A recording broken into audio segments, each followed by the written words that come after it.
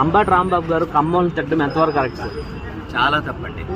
అతను ఒక ప్రజాప్రతినిధిగా ఉండి ఒక పార్టీ తరఫున ఒక మంత్రిగా చేసుండి కమ్మనా కొడుకులు కమ్మ ఎదవలు చంద్రబాబు నాయుడు కమ్మనా కొడక అని అంటాం అనేది చాలా చాలా తప్పు.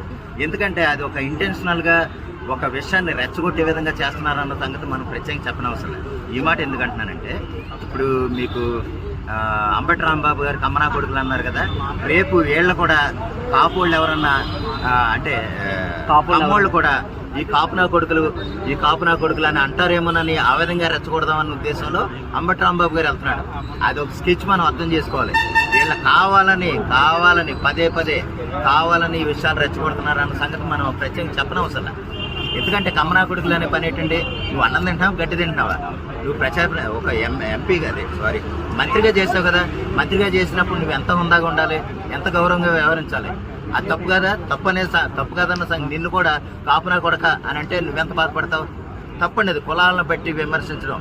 నీకు నారా చంద్రబాబు నాయుడు నువ్వెంత సన్నాసం ఏంటి అని తిట్టు. అంటే అతను చేసిన వివాదాల మీద లేదా అతను చేసిన పనులు నీకు నచ్చకపోతే నారా చంద్రబాబు నాయుడిని డైరెక్ట్గా తిట్టు, పవన్ కళ్యాణ్ డైరెక్ట్గా తిట్టు, లేకపోతే లోకేష్ని డైరెక్ట్గా తిట్టు. అంతేగాని వాళ్ళ కులాలని బట్టి తిట్టడం అనేది కరెక్ట్ కాదు. అంటే అలా నోటు దోలకే కానీ సార్ మొన్న వెళ్ళేది. అవునండి, మళ్ళీ పోతాడేమో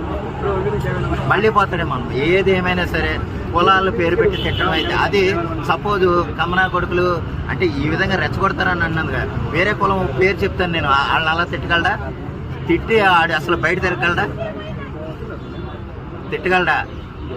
ఎందుకంటే వాళ్ళ ఐక్యత ఏళ్ళలో ఉండదు.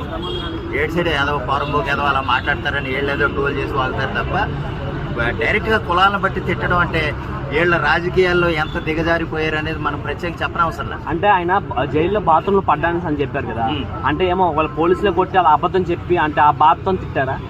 ఏమంటే ఒకటే, నిన్ను జైలుకి వెళ్ళింది నీకు సకల సౌకర్యాలు కల్పించడానికి పంపించలేదు. సకల సౌకర్యాలు కల్పించి బాబు నువ్వు ఏసీలో ఉండు, 55 ఇంచ్ టీవీలో నీకుండు, నీకు పూర్తి ఇంటర్నెట్ సౌకర్యం ఉంటుంది, అన్ని సకల సౌకర్యాలు ఇచ్చి అర్థమైందా మీరు రాజభోగం అనిపించని మాత్రం జైల్లో పెట్టరు. అంతే కదా, అతను చేసిన తప్పులు జైల్లో పెడతారు.